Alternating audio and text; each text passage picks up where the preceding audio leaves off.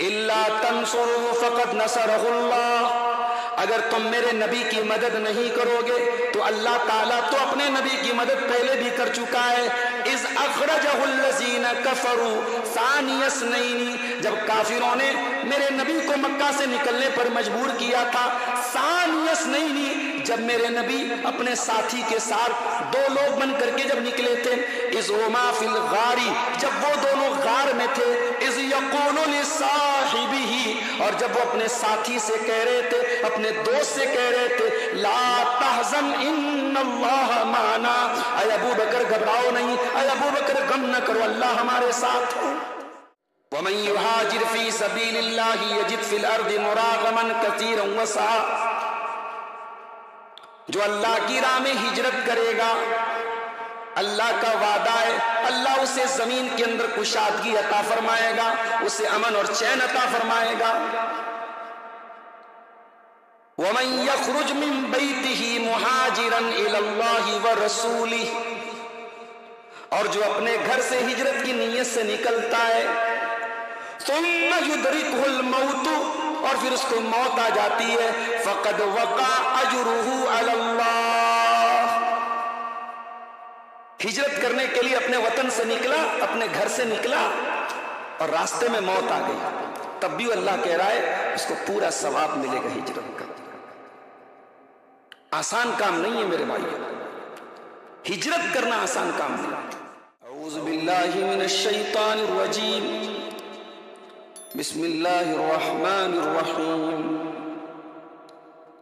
الا تنصروا فقد نصرہ اللہ اذ اخرجہ الذین کفروا ثانی اثنین اذ ہما فی الغار اذ یقول لصاحبہ لا تحزن ان اللہ معنا فأنزل الله سكينته عليه وأيده بجنود لم تروها وجعل كلمة الذين كفروا السفلى وكلمة الله هي العليا والله عزيز حكيم۔ علماء کرام، محترم بزرگوں، نوجوان ساتھیوں، ماں اور بہنوں، پیارے بچوں، ابھی آپ نے استاذ محترم شیخ اسد اعظمی حفظہ اللہ سے بدعات محرم پر ایک مختصر لیکن جامع خطاب سماعت کیا۔ اللہ تعالی ہم سب کو ہر قسم کی بدعات اور خرافات سے محفوظ رکھے، آمین۔ اسلامی کیلنڈر کا پہلا مہینہ محرم کا مہینہ شروع ہو چکا ہے، اور آج مغرب کی نماز، مغرب کا جیسے ہی وقت ہوا محرم کا مہینہ شروع ہو گیا۔ آج پہلی تاریخ ہے، سن 1446 ہجری کا اسلامی کیلنڈر، اس کا پہلا دن ہے آج۔ دنیا کی مختلف قوموں کے اپنے کیلنڈر ہیں، اور اکثر کیلنڈرز کسی شخصیت کی تاریخ پیدائش سے یا تاریخ وفات سے جڑے ہوئے ہیں۔ اسلامی کیلنڈر ہجرت سے شروع ہوتا ہے۔ یہ کیلنڈر شروع کس نے کیا؟ حضرت عمر فاروق رضی اللہ تعالیٰ عنہ کے دور سے ہجری کیلنڈر کی شروعات ہوئی۔ اس کو جوڑا تو گیا اللہ کے رسول صلی اللہ علیہ وسلم کی ہجرت کے وقت سے، مگر اس تاریخ کو لکھنے کی شروعات اور اس کیلنڈر کی شروعات حضرت عمر کے دور سے۔ سوال یہ ہے کہ ہجرت کا واقعہ، اس کے اندر ایسی کیا خاص بات ہے کہ حضرت عمر فاروق جیسے دور اندیش انسان نے اسلامی کیلنڈر کو ہجرت کے ٹائم سے شروع کیا؟ وہ چاہتے تو اللہ کے رسول کی پیدائش سے شروع کر دیتے، وہ چاہتے تو حضرت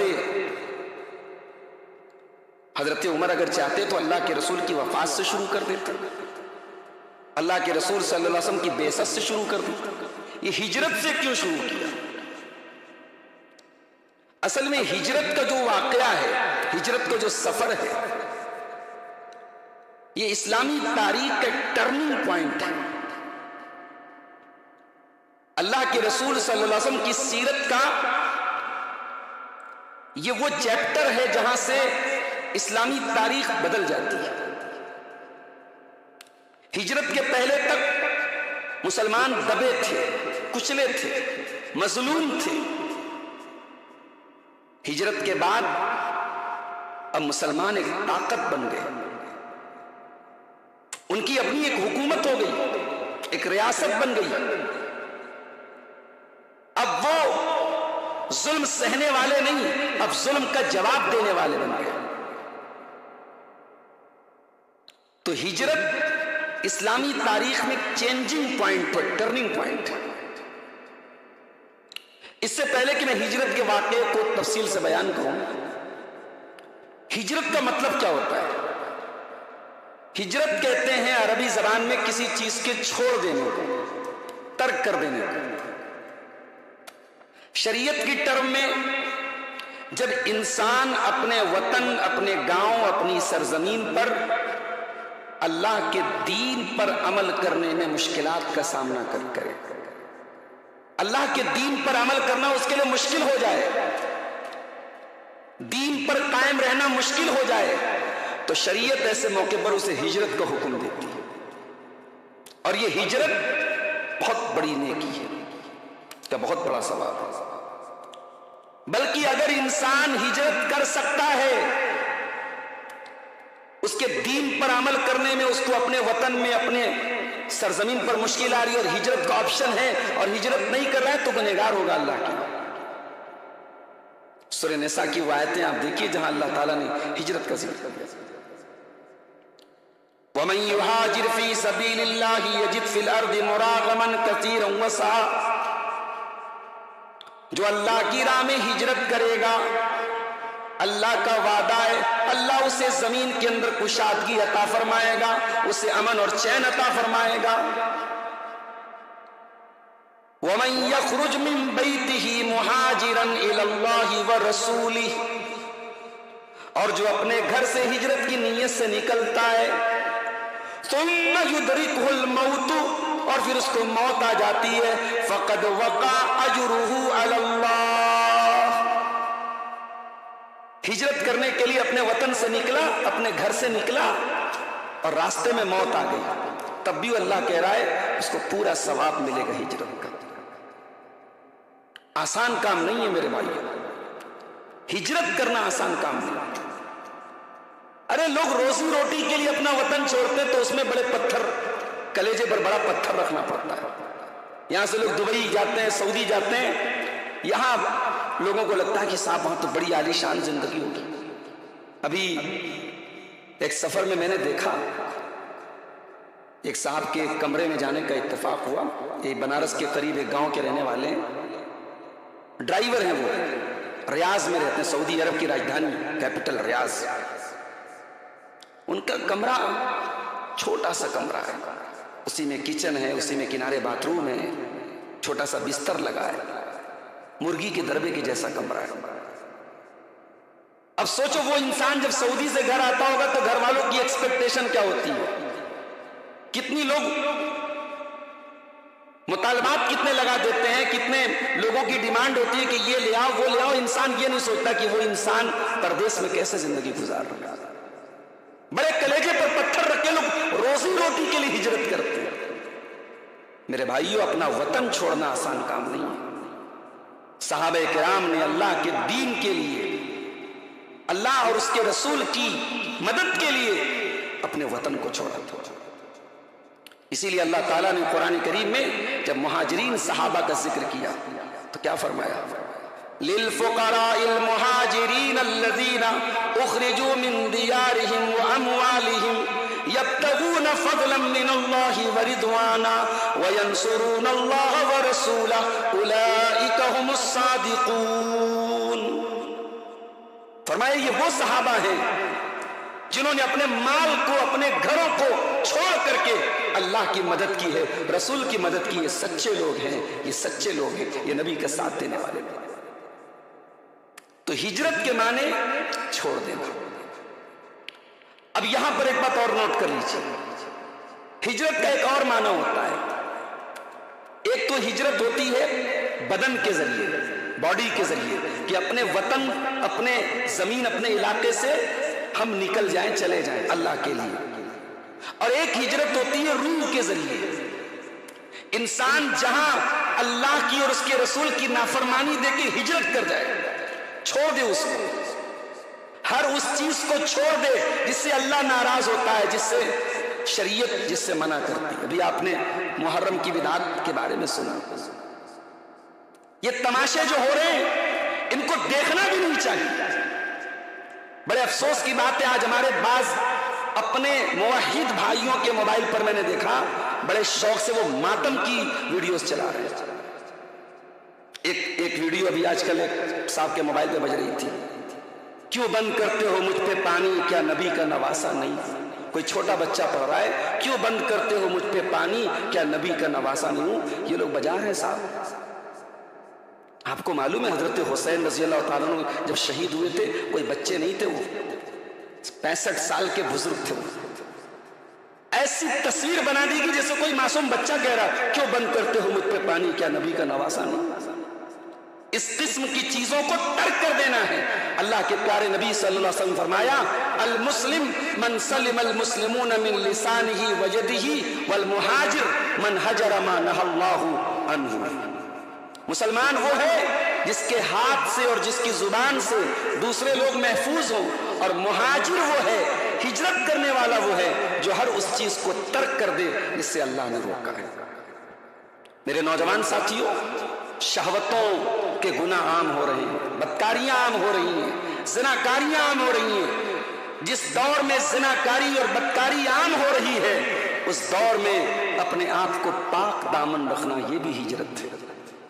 जिस दौर में क्रिकेट मैच के लिए नमाजें तर्क की जा रही हो, उस दौर में हय्या अलस सलाह की एक आवाज पर मस्जिद में आ जाना ये भी हिजरत है।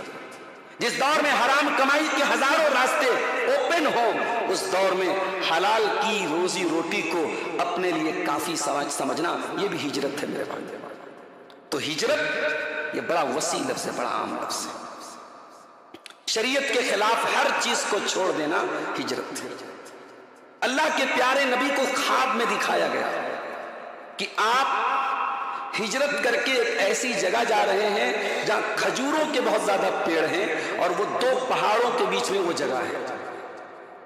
अल्लाह के नबी समझ गए कि उस जगह से मुराद सरजमीन यस्रिब है, जिसको बाद में मदीना कहा गया। आपने अपने सहाबा को हुक्म दिया कि मुझे अल्लाह ताला की तरफ से ये बता दिया गया है कि हिजरत करने की जगह यस्रिब है, तुम लोग यस्रिब की तरफ हिजरत करो, मदीना की तरफ हिजरत करो। चुनांचे सहाबे किराम ने छोटी छोटी जमातों की शक्ल में मदीना जाना शुरू कर दिया। पहले सहाबा गए हैं, अल्लाह के नबी बाद में गए हैं। ये बात नोट कर लीजिए, सहाबे किराम की एक बड़ी तादाद मक्का से मदीना चली गई। और ये किस दौर की मैं बात कर रहा हूं? ये 13 साल का मक्के का वो दौर था जिसमें क्या जुल्म नहीं हुआ है मुसलमानों पर। इसमें बिलाल हबशी की तारीख है, जिनको गर्म रेत पे लिटा करके सीने पर भारी पत्थर रख करके उनको टॉर्चर किया जा रहा है।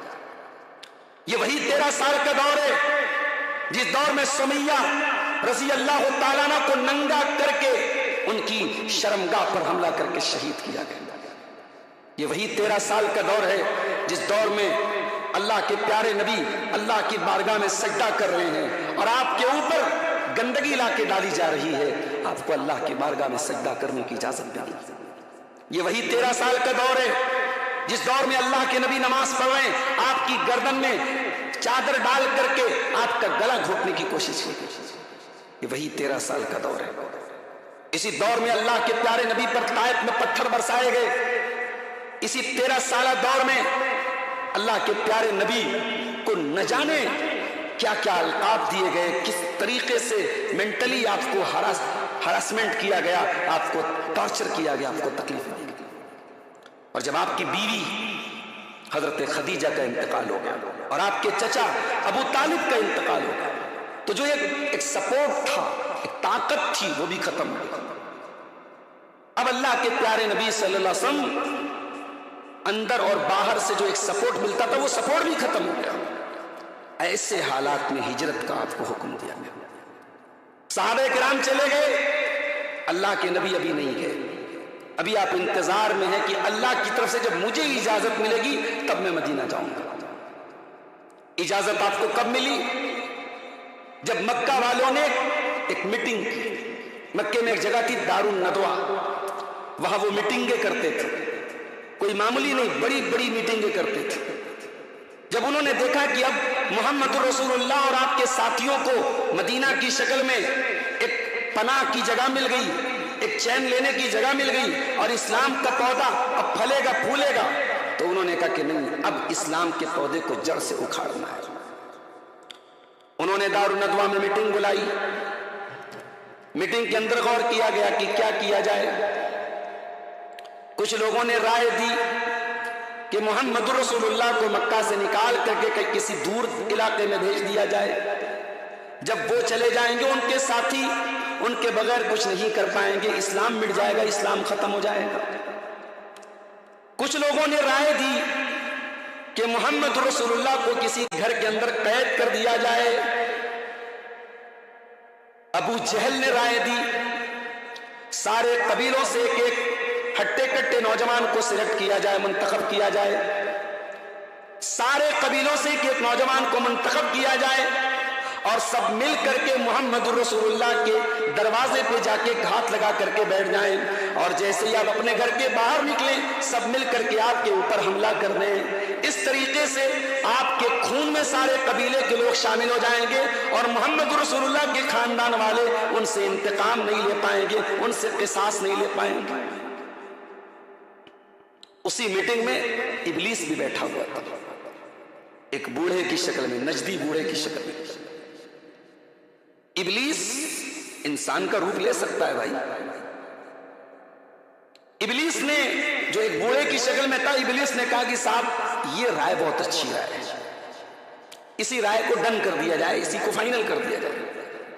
اسی رائے پر مہر لگ گئی. ادھر یہ میٹنگ ہو رہی ہے اور یہ میٹنگ بہت سیکرٹ میٹنگ ہے.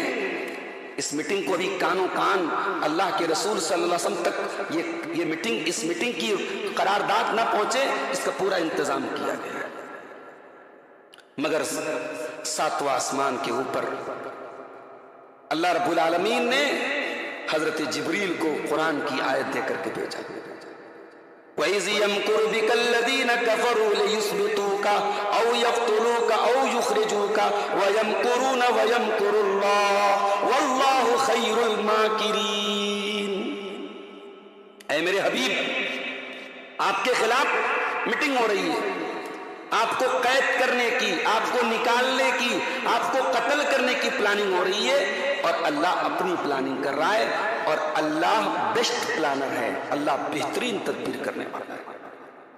حضرت جبریل آئے، کہا کہ اے محمد صلی اللہ علیہ وسلم آج کی رات آپ کو اپنے بستر پہ نہیں لیٹنا ہے.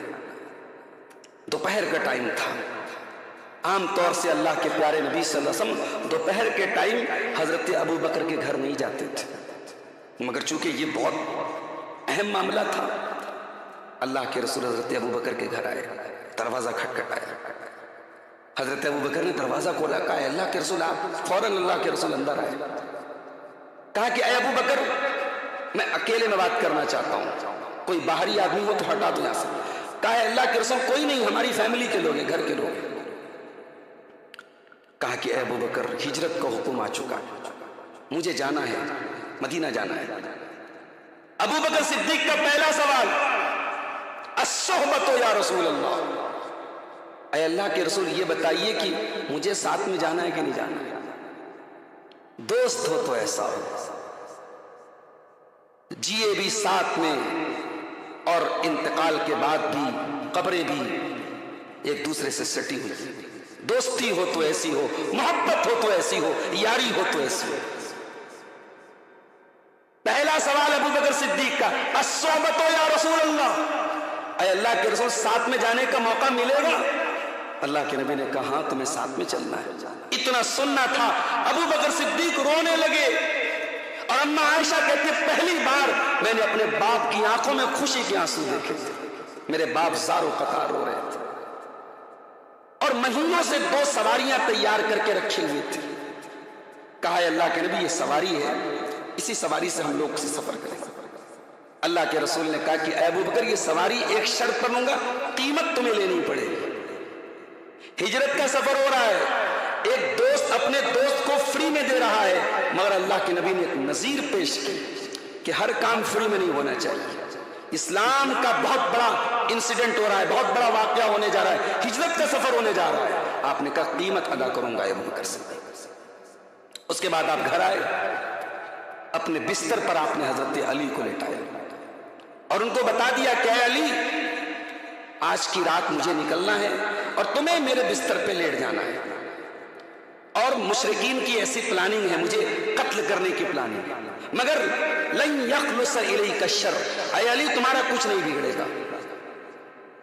حضرت علی رضی اللہ تعالیٰ عنہ یہ جاننے کے باوجود کہ میری جان کا خطرہ ہے, مشرکین پوری تیاری کے ساتھ تلوار لے کر کے آئیں گے, ہو سکتا ہے دھوکے میں مجھے مار دیں, مگر اسلام کے لیے, رسول کے لیے, اللہ کے دین کے لیے حضرت علی رضی اللہ تعالیٰ عنہ نبی کے بستر پہ لیٹ گئے. اور یہی سے ایک بات سن لو, ہمارا عقیدہ یہ نہیں ہے کہ علی سے محبت تب ہوگی جب ابو بکر کو گالی دی جائے گی. ہمارا عقیدہ یہ نہیں ہے کہ اہل بیت سے محبت تب ہوگی جب صحابہ کو گالی دی جائے گی.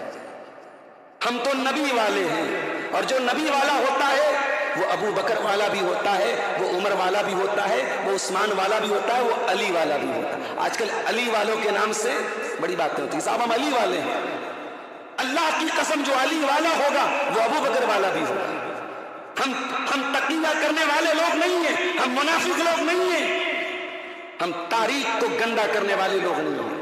جہاں ابو بکر صدیق کا کردار ہے ہم ابو بکر صدیق کا کردار بیان کریں گے, جہاں حضرت علی کا کردار ہے ہم حضرت علی کا کردار بیان کریں گے. نبی کی ہجرت کا واقعہ حضرت علی کے بغیر ادھورا ہے میرے بھائی. نبی کے بستر پہ لیٹے کون تھے؟ علی لیٹے تھے. اور دوسرا کام آپ نے کہا ہے علی صبح ہو جائے تو پہلا کام یہ کرنا, مکہ والوں کی کچھ امانتیں میرے پاس رکھی, امانتیں ان کو لوٹا دینا. عجیب بات نہیں ہے میرے بھائی, مکہ والے دشمن ہیں, اللہ کے نبی سے دشمنی چل رہی ہے, مگر امانت رکھوا رہے ہیں تو آپ کے پاس رکھوا رہے ہیں. کردار بناؤ تو ایسا بناؤ, کریکٹر بناؤ تو ایسا بناؤ کہ آپ کا دشمن بھی اگر ٹرسٹ کرے, بھروسہ کرے, وشواس کرے تو آپ پر کرے.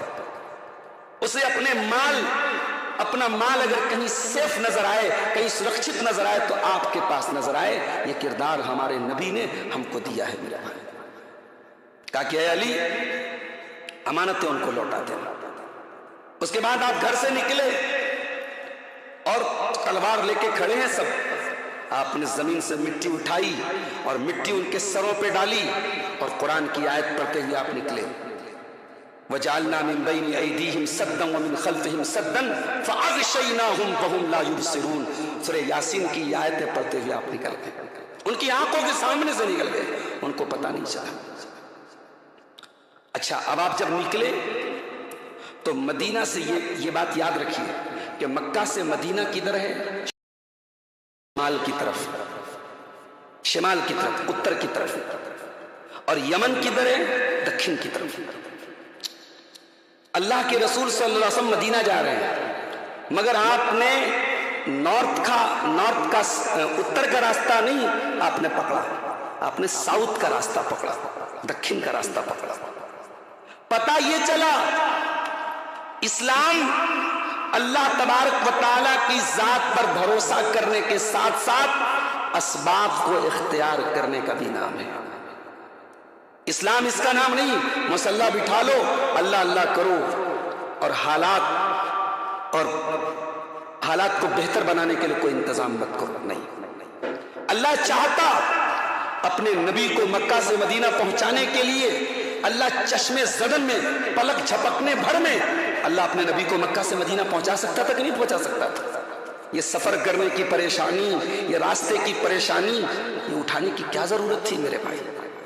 یہ ترکیب اپنانے کی کیا ضرورت تھی کہ آپ نے مکہ سے مدینہ جانے والا نارمل راستہ نہیں اپنایا؟ جو لوگ حج کرنے گئے ہیں، ابھی ہمارے حاجی صاحب آئے ہیں، اگر غار ثور گئے ہوں گے تو پوچھیے ان سے، اور مکے کا میپ اٹھا کے آپ دیکھیے غار ثور کہاں ہے؟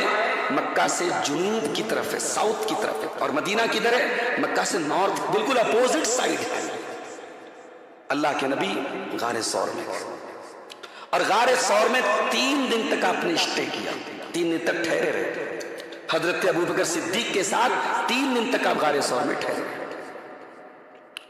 غار ثور کافی اونچائی پر ہے، اس میں اللہ کے رسول جا کے ٹھہرے رہے۔ اچھا، ادھر جب اللہ کے نبی نکل گئے اور مکہ کے کافروں کو پتا چلا کہ اللہ کے پیارے نبی صلی اللہ علیہ وسلم تو نکل گئے، تو انہیں بڑا غصہ آیا۔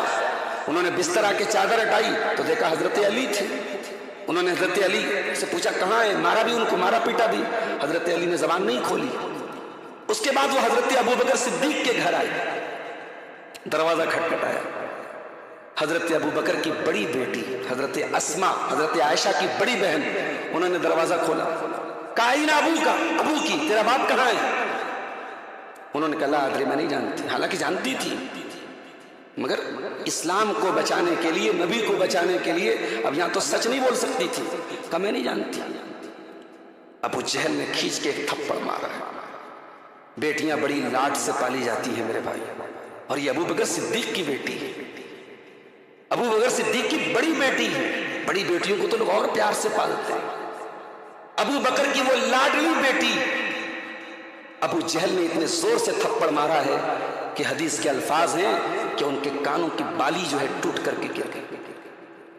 میری پیاری ماں اور بہنوں، اسلام آج اگر ہمیں ملا ہے تو ہمارے نبی کی صحابیات نے تھپڑ کھائے ہیں، ان کے کانوں کی بالیاں نوچی گئی ہیں، انہوں نے شہادت کا جام نوش کیا، تب یہ اسلام ہمیں ملا ہے۔ اسلام اتنی آسانی سے ہمیں نہیں ملا ہے۔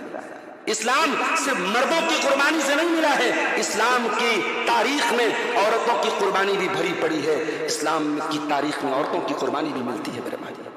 حضرت اسما کے گال پر اتنا زور کا تھپڑ مارا ابو جہل نے، ان کے کانوں کی بالی زمین پہ گر جاتی ہے۔ حضرت ابوبکر صدیق جب گئے تھے اپنے گھر کا سارا مال لے کے چلے گئے تھے، 5000 درہم تھے، سب لے کے چلے گئے۔ ان کے باپ ابھی ایمان نہیں لائے تھے، بوڑھے تھے، ابو قحافہ نابینا ہو چکے تھے۔ ابو قحافہ نے اپنی پوتی سے کہا، حضرت اسما سے کہا، تیرا باپ خود تو گیا اور ہمیں ننگا بھوکا کر کے چلا گیا، سب لے کے چلا گیا۔ اللہ اکبر، کیسے لوگ تھے میرے بھائی۔ بیٹیاں ہیں، پریوار ہے، یہ بھی نہیں چھوڑا میرے بعد میرے بچوں کا کیا ہوگا، میرے پریوار کا کیا ہوگا۔ آج اسلام کو ضرورت ہے، سب کچھ لے کے چلے گئے، گھر میں جھاڑو مار کے چلے گئے، خالی کر کے چلے گئے۔ حضرت اسما نے اپنے دادا کو تسلی دینے کے لیے ایک جگہ پتھر کنکر رکھ کے اوپر سے چادر ڈال دی، اور اپنے اندھے دادا کو لے جا کے ان کے ہاتھ کو چھوایا، کہا کہ دادا فکر کرنے کی بات نہیں، ابا بہت چھوڑ کے گئے۔ اللہ، کیا فیملی ہے میرے بھائی۔ 3 دن تک غار ثور میں رہے حضرت اللہ کے رسول، اور تاریخ ہمیں یہ بھی بتاتی ہے جب آپ غار ثور میں پہنچے ہیں تو حضرت ابوبکر صدیق نے کہا کہ اللہ کے رسول آپ رک جائیے، سوراخ ہے کچھ غار کے اندر، کچھ سوراخ ہے، میں بند کر دیتا ہوں تاکہ کوئی زہریلا جانور آپ کو تکلیف نہ پہنچائے۔ ان کے پاس کچھ کپڑے وغیرہ تھے، سب سوراخ بند کر دیے، ایک سوراخ رہ گیا تھا، وہاں پہ اپنا انگوٹھا لگا دیا، اور اس کے بعد اس میں اپنے پیر کا انگوٹھا لگا دیا اور کہا کہ اے اللہ کے رسول اب آپ چلے آئیے، آپ آرام کیجیے۔ اللہ کے پیارے نبی غار ثور میں داخل ہوئے، ابوبکر صدیق کی گود میں سر رکھ کے لیٹ گیا، اور اس بل میں جہاں حضرت ابوبکر صدیق کا انگوٹھا لگا ہوا تھا اس میں کوئی زہریلا جانور اندر سے نکلنے کی کوشش کر رہا تھا، وہ بار بار ڈنگ مار رہا تھا، مگر حضرت ابوبکر صدیق اپنا پیر ہٹا نہیں رہے تھے کہ اللہ کے پیارے نبی کے آرام میں خلل پڑے۔ تکلیف کو برداشت کرنے کی وجہ سے جب ان کی آنکھوں سے آنسو گرے ہیں، اور وہ آنسو جناب محمد رسول اللہ صلی اللہ علیہ وسلم کے اوپر پڑے ہیں، اللہ کے پیارے نبی کی نیند کھلی ہے، اور آپ نے پوچھا کہ اے ابوبکر کیا ماجرا ہے؟ تو انہوں نے بتایا کہ ایسا ایسا معاملہ ہے، اللہ کے پیارے نبی نے اپنا لعاب وہاں پہ لگایا ان کے زخم کی جگہ، اور ان کا زخم بالکل ٹھیک ہو گیا۔ 3 دن تک آپ غار ثور میں رہے۔ اسی 3 دن میں حضرت ابو بکر صدیق کا بیٹا عبداللہ بن ابی بکر وہ آتے ہیں ڈیلی اور مکہ والوں کی خبریں دیتے ہیں کہ مکہ والوں کے بیچ میں کیا خبریں چل رہی ہیں، کیا معاملہ چل رہا ہے، کیونکہ مکہ میں یہ نیوز پھیل چکی تھی کہ اللہ کے نبی نکل چکے ہیں اور اللہ کے رسول صلی اللہ علیہ وسلم کو اور ابو بکر صدیق کو زندہ یا انتقال کے بعد اگر کوئی پکڑ کے لے آئے تو 100 اونٹوں کا انعام دینے کی بات تھی۔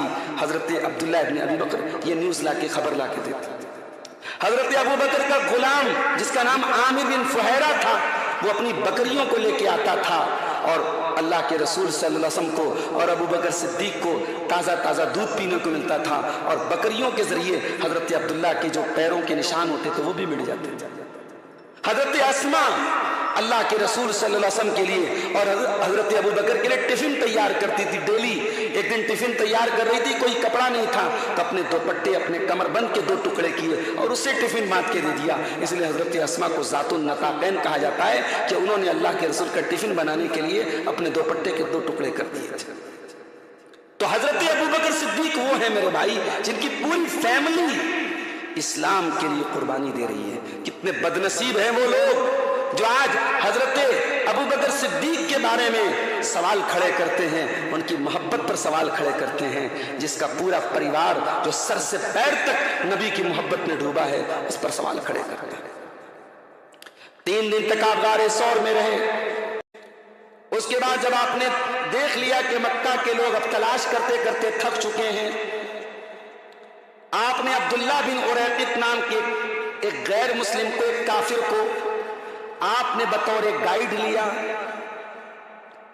غیر مسلم سے نفرت نہیں کرنا ہے، اسلام کی تبلیغ کرنا ہے، اسلام کی دعوت دینا ہے، اور جہاں کوئی انسانیت نواز غیر مسلم ملے ہمیں اس سے سپورٹ بھی لینا ہے۔ یہ بھی نبی کی تاریخ بتا رہی ہے۔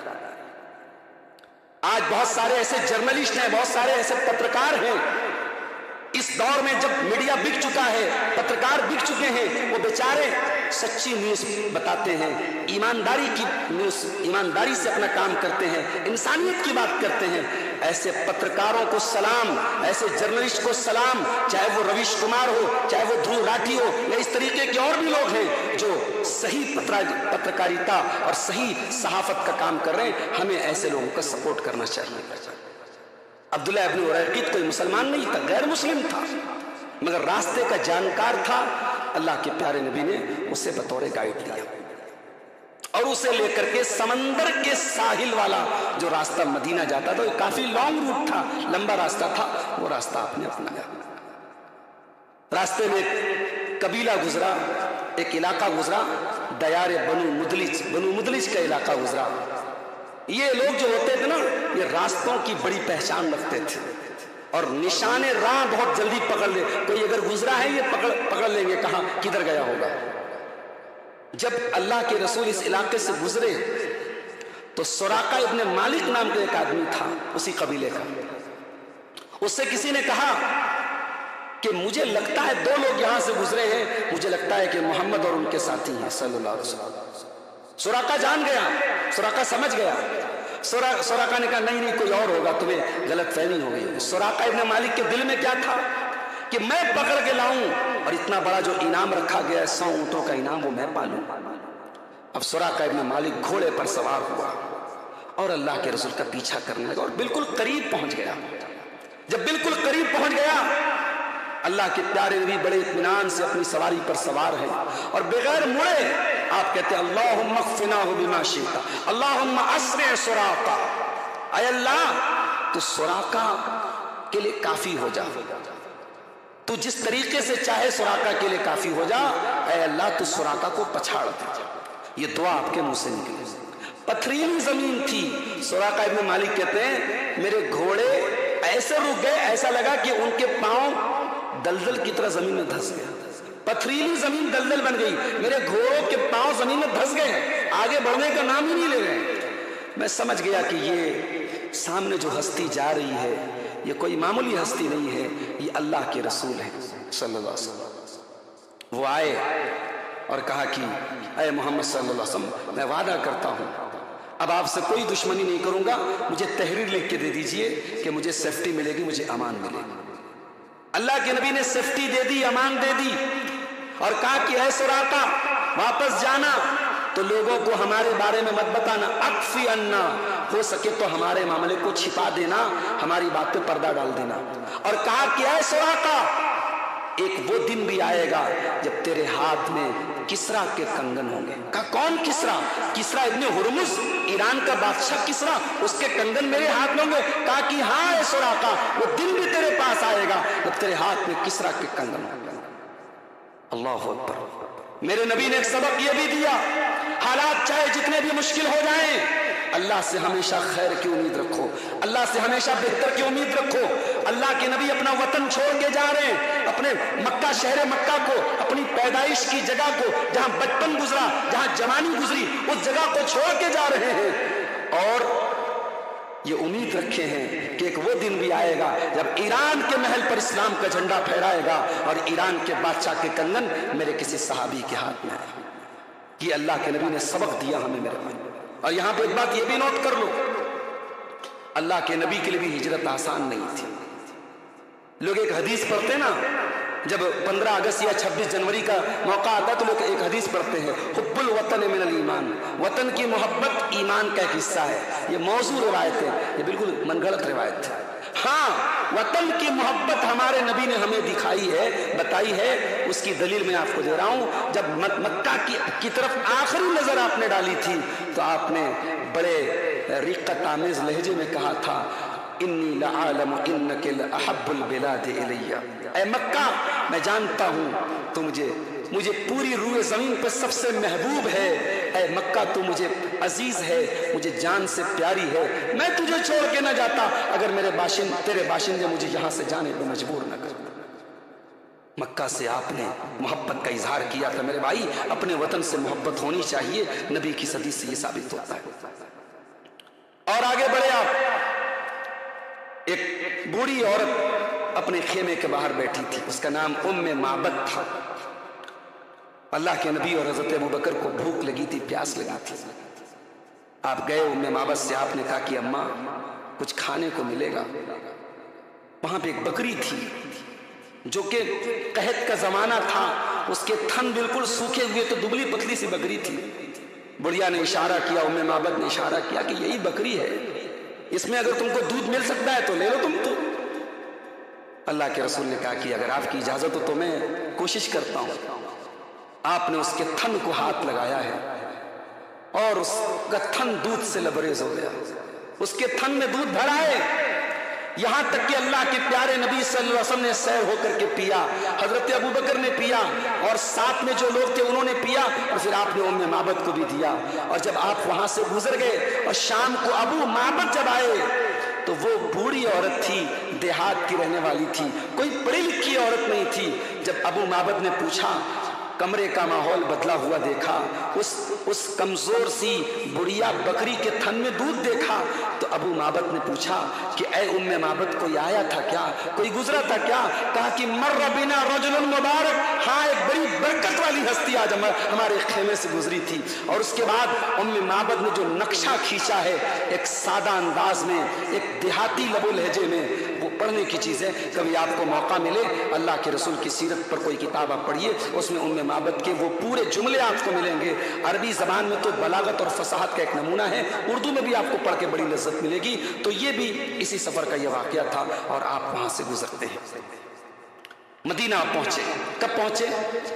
8 ربیع الاول کو پہنچے، 29 صفر کو نکلے اور 8 ربیع الاول کو پہنچے، لگ بھگ 10 سے 11 دن کا سفر تھا۔ جب آپ مدینہ پہنچے ہیں تو پہلے آپ قباء کے پاس پہنچے، اور قباء پہنچنے کے بعد آپ نے سب سے پہلا کام کیا، وہاں مسجد کی بنیاد رکھی۔ اپنا گھر آپ نے نہیں بنایا، پہلے اللہ کا گھر بنایا۔ پہلا کام آپ نے مدینہ میں جا کر کے مسجد قباء کی بنیاد رکھی، اور یہ مسجد قباء وہی مسجد ہے جس کا ذکر قرآن میں اللہ نے کیا ہے، لمسجد اسس علی التقوی من اول یوم احق ان تقوم فیہ۔ اے میرے حبیب، جس مسجد کی بنیاد تقوی پر رکھی گئی ہے وہاں آپ کو کھڑے ہونا چاہیے۔ اور مسجد قباء کی بڑی فضیلت ہے، آج بھی وہاں 2 رکعت نماز پڑھنے کا ثواب ایک عمرہ کے برابر ہے۔ پہلا کام آپ نے کیا، مسجد قباء میں آپ نے بدھ کے روز آپ پہنچے مسجد قباء، وہاں اپنے قباء کے علاقے میں مسجد قباء کی بنیاد رکھی۔ پھر آپ اور آگے بڑھے، آپ نے جمعہ کی نماز بنو سالم بن عوف کے علاقے میں پڑھی، مدینہ پہنچنے کے بعد جمعہ آپ نے پڑھا۔ اس کے بعد آپ جب مدینہ پہنچے ہیں میرے بھائیوں، آپ کے مدینہ آنے سے پہلے مدینہ کے انصار روزانہ فجر کی نماز کے بعد نکلتے تھے میدان میں اور راستہ تکتے تھے، اپنے نبی کا انتظار کرتے تھے۔ صبح سے لے کے گرمی کا موسم تھا، کھڑی دوپہریہ تک اللہ کے رسول کا انتظار کرتے تھے اور پھر تھک ہار کے واپس چلے جاتے تھے۔ اور جس دن اللہ کے پیارے نبی مدینہ میں انٹر ہوئے ہیں، سب سے پہلے ایک یہودی نے دیکھا تھا، اس نے اپنی کتابوں میں اللہ کے رسول کی علامت کو دیکھا تھا، اس نے دور سے دیکھا اللہ کے پیارے نبی آ رہے ہیں، اس نے کہا اے یثرب والے تمہارا نبی آ گیا۔ اتنا سننا تھا، اہل مدینہ خوشی سے جھوم اٹھے اور مدینہ کی چھوٹی چھوٹی بچیوں نے وہ گیت گایا تھا۔ اس گیت کو آج بھی سنو تو لگتا ہے کہ کتنی محبت سے یہ گیت گایا گیا ہوگا۔ طلع البدر علینا من ثنیات الوداع، کہ ہمارے لیے 14ویں کا چاند طلوع ہو گیا، اس پہاڑی کے پیچھے سے مکہ سے ایک چاند ہمارے پاس آ رہا ہے۔ طلع البدر علینا من ثنیات الوداع، یہ گیت گایا تھا مدینہ کی ان بچیوں نے میرے بھائی۔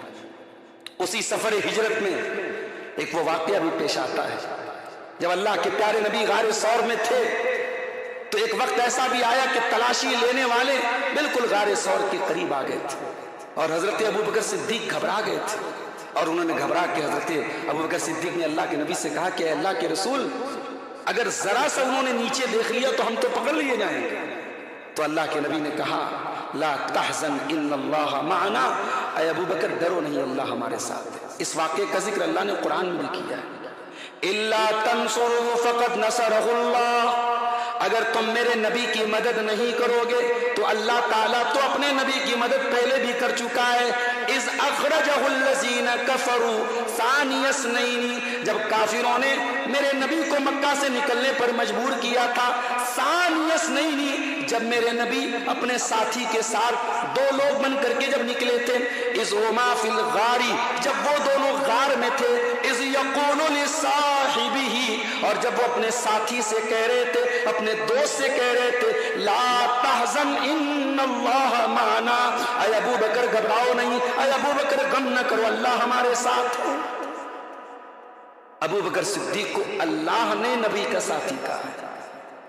جو ابو بکر صدیق کو نبی کا ساتھی نہ مانے، نبی کا دوست نہ مانے، نبی کا صحابی نہ مانے، وہ اس قرآن کی آیت پر ایمان نہیں رکھتا ہے۔ قرآن کی آیت ہے، سورہ توبہ کی 40 نمبر کی آیت ہے۔ اللہ کہہ رہا ہے کہ اے ایمان والوں، اگر تم میرے نبی کی مدد نہیں کرو گے تو میں تو اپنے نبی کی تب بھی میں نے مدد کی تھی، جب میرا نبی غار ثور میں اپنے ساتھی سے کہہ رہا تھا لا تحزن ان اللہ معنا، ڈرو نہیں، اللہ ہمارے ساتھ۔ تو ڈرو مت میرے بھائی، نبی نے ایک سبق یہ بھی دیا، ڈرو مت، غم نہ کرو، انا لننصر رسلنا والذین آمنوا فی الحیات الدنیا، ہم ضرور مدد کریں گے رسولوں کی اور ہم ضرور مدد کریں گے ایمان والوں کی۔ ایمان والے ہو، توحید والے ہو تو اللہ کی مدد آئے گی، یہ بھروسہ، یہ توکل ہونا چاہیے۔ نبی نے توکل کا بھی نمونہ ہمیں دکھا دیا اور اسباب کو کیسے اختیار کیا جائے اس کا بھی طریقہ ہمارے نبی نے ہمیں دے دیا۔